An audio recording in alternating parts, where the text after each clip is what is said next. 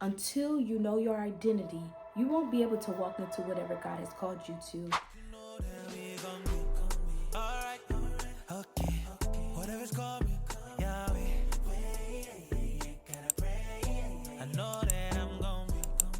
Hey guys, welcome back to my channel. It's your girls Aquaria. If you're new here, hey girl, welcome to the family. If you're not new, come on, let's get into this new chit chat. Okay, so today we're gonna be talking about the battle of identity. So I just wanted to just let you guys in on just some things that I have went through, my battle of learning my identity, and y'all just let me know if y'all can relate to this. Put some comments down below if you can relate to this, if you have been through this, and even put some tips down below for any other people that may need the help. So my personal testimony: I grew up in a single parent home. I always knew my dad, but he was more so like in and out of my life. So I didn't really like have him like active in my life. I didn't really have an active father. I would say I never really was taught how to like truly like know myself or love myself or care for myself. I just knew who I was. So I started to pick these things up from the environment around me or things that I saw. And if you see me looking down, I'm looking at my notes. But some of the things I would say, like I just grew up, or feelings that I just grew up feeling, was like feeling depressed, anxiety, insecure, feeling very self-aware, feeling like judged by others. I was bullied a lot in elementary school, all the way up even to middle school, and even some of high school. And that just left me to feel that who I was as a person was determined by the people around me, movies that I watched, even my parents for what they did and didn't tell me. This just led me to build up my own image or my own understanding of who I was. Some things that I will say that I did take on as my identity were: I took on rejection as my identity, abandonment, like I said, insecurities, a victim mindset, anger, inadequacy. I had honestly picked up on a lot of things as my identity or as who I was. And honestly, even growing up, like I would do a lot of things that I felt made me who I was. Like I would try to do a lot of things or talk a lot or be loud or whatever it was. I would do certain things just so that I could fit in with people, because I was just convinced that like people gave me my identity. People made me who I was. And a lot of these things were subconsciously, so I didn't know that I was doing this, but now that I've grown, like I know that that is what I was doing. And I think that actually in society, a lot of us do that. A lot of us, we are doing things because these things give us identity.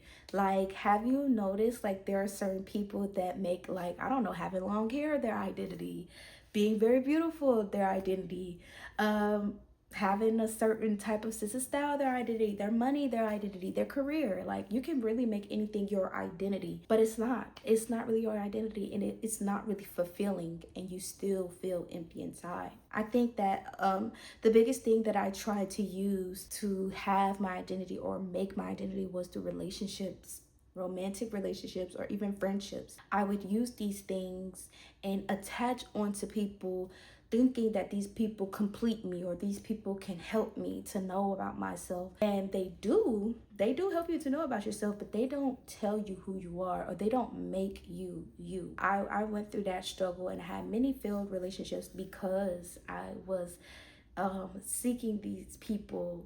I was seeking something that these people would never give me. And I just want to just let everybody know watching this that your identity, it comes from God.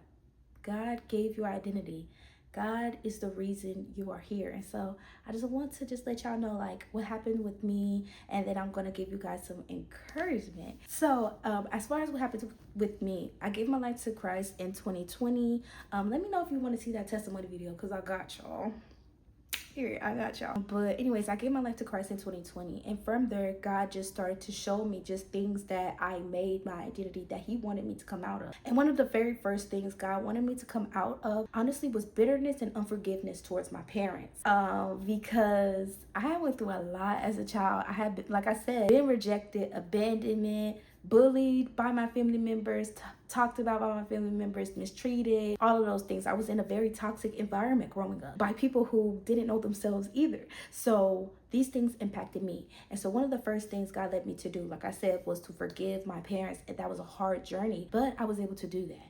And after I was able to forgive my parents, I was just seeing God as my parent, seeing God as my father, and allowing him to come into my life as my parent, as my dad, and just learning like his character and who he is and what he does for me.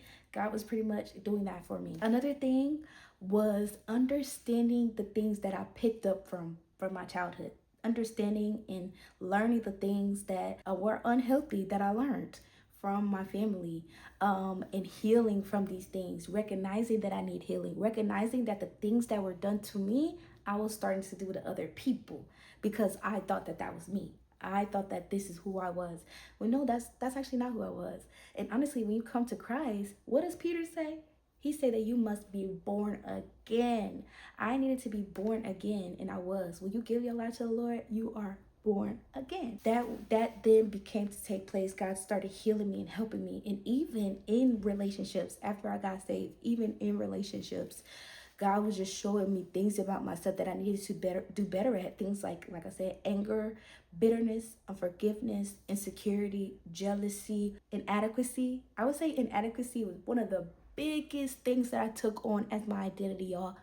Like, like I really struggled with feeling like I was enough. Like that had always been something that I struggled with ever since I was a little girl. And so when coming to Christ and being in the Lord while feeling inadequate, it stopped me from doing so many things. It actually stopped me from even being on this camera right now. It stopped me so many times.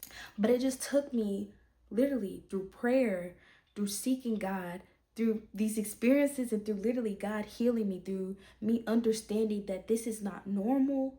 This was not supposed to happen to me, but it did. But this is not who I am. And so the next thing it really took me was, like I said, admitting and learning that these things are things that I struggle with. But the next thing was like coming out of agreement of it. Coming out of agreement. Yeah. I be hearing people say this all the time, like, come out of agreement with da-da-da, come out. But no, seriously. And it's more than just saying it, it's doing it. Like, it took me saying, no, I'm not an angry person. Like, that is not me. This is not a part of me. But it's also the action behind it. Reading scripture that backs that up and living that out. Reading how it says to do good to those even when they persecuted me. Doing good to those even when they do me bad, or treating my brother with kindness. Having the spirit of love, gentleness, goodness, faithfulness, self-control, like having the fruits of God's spirit. I know I probably butchered that. Having the fruits of God's spirit. It took me learning those scriptures, living it out and walking it out. It took me experiencing people being rude to me or tough situations where I had to control my anger. It took those things for me to learn that anger, like that's not from God. It does not produce the righteousness that God requires. And you have to say that since I'm now new in God, that it's not me. It's not me. Even if I'm still struggling with it, even if I have situations where I still fall into it, I'm still not going to agree that that is me, because it's not. That's not my identity. I'm a child of God. You really have to have that faith that God is going to change you, that God is going to take it out of you. So I would say that was another thing, just coming out of agreement with it, and that I will no longer struggle with this. Like, I will be a new person in God. Then it just took me understanding why I'm here as a whole. Like, why am I on earth? Like, who am I and why am I here? My pastor is Tim Rivers, so shout out to Tim Rivers, Embassy City Church. I love my church, period. So he had went through this series called, and I recommend you guys watch it. I'm probably going to link it down in the description, but it was called Your Tomorrow Starts Today. And through that series, I was just able to learn that I'm from God, like a seed from God planted into soil, into good soil. God has taken me out of the bad environment that I was in, and I was not able to grow there, but God took me out of that environment, planted me into good soil, and now he wants to grow me into this beautiful tree that can produce fruit for him. That's who I am. I was already in God's hands. So when you're in the maker's hands, right? There's nothing that nobody can say. There's nothing that you could say about yourself. There's nothing that nobody else could say about you that can change what you are. So no matter what, I'm a seed. And I'm a seed of whatever God has created me to be. The way my pastor was saying it, it was like, if that seed is supposed to produce oranges, it's going to produce oranges. What orange tree you see producing grapes? None. You know what I'm saying? So whatever God has set out for me to do, I will do it. And so that just gives me so much confidence that, wow, wait, I am whatever God says I am. So it really does truly not matter what no one else says.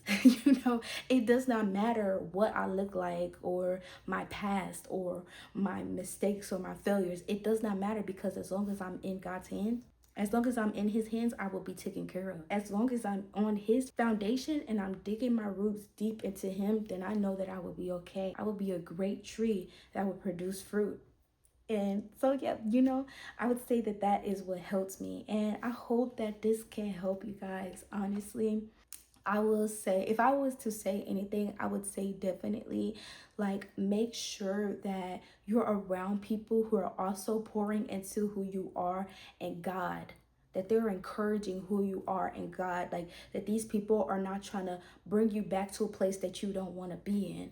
And I would say, with saying that, I'm saying like watch out for people who are familiar to you, who reminds you of your past, who reminds you of where you don't want to be, who reminds you of things that you want to get out of or that you want to stay away from, because these people will continue to trap you in a place that you shouldn't be. If they're not going to elevate you to be where God is calling you to be, then why should you allow them in your life like that? Unless they're an assignment, and that goes for things that you watch, things that you listen to, things that you surround yourself with. Literally anything. It is so important to take your identity seriously and truly understand that you're nothing that nobody else says, but you're everything that God has said, even before you even become that. So those who feel inadequate, those who feel like you're not enough, you are enough, because God has said that you are. You are enough because God has called you. And that's just that. You're not saved because you found God. You're saved because God found you and you accepted his call. Here, let me give you some scripture. I gotta leave y'all with some word. In Philippians 1:6, it says, being confident in this very thing, that he who has begun a good work in you shall complete it until the day of Christ. That is such an encouraging verse, y'all, because it just lets you know, like, okay, I know that no matter whatever God has started in me, he's going to finish it. Another thing I would say is boundaries. That's kind of what I was talking about, boundaries, as far as like who you hang yourself around with and being around people that will but encourage you to be the person that God is calling you to be. And that is Proverbs 4:23. Guard your heart above all else, for it flows the rivers of life. It is so important to guard your heart. Not everybody deserves access. Use your heart like a gate and not like a wall. A wall is like no one could come in, no one could get in, and no one could get out. And that's what we don't want, right? We want to heal, and we want to create a gate to where certain people can come in and bad things can't come out. Like we want that to be able to happen, okay? Jeremiah 1:5 says, before you were in your mother's womb, I appointed you to be a prophet. And I feel like that just affirms the fact that like before I was even born, before I was even in my mama's womb, God had something planned for me. God had something planned for my life. And God has something planned specifically for you. You have gifts and you have talents that God want to use for his glory. Talents that he put in you on purpose, James 4:10 says, humble yourself and he will lift you up, and God will lift you up. I think that just speaks to another thing about your identity, is just being humble enough to admit that you have things that you need to work on so that you can know yourself. Because I feel like we have a lot of people out there that think they know who they are when they don't. Like I said, you can make your career your identity. You can make anything your identity, really, these days. You can make anything your identity, but that doesn't mean that's what it is. When you think about it, if I am a created being, how could I tell the creator who I am? You know what I'm saying? That's kind of weird. That's kind of weird, and that don't even make sense. And please, like I said, let me know down in the comments if this has helped you, if this has encouraged you. Like, that's my personal testimony, and that's how I just grew to know like who I am, knowing my identity and being comfortable in that. One thing that I truly believe is, until you know your identity, you won't be able to walk into whatever God has called you to. So yeah, thank you so much for watching this video. Please be sure to like, comment, and subscribe. I love you guys. I'll see y'all in the next one. Bye bye.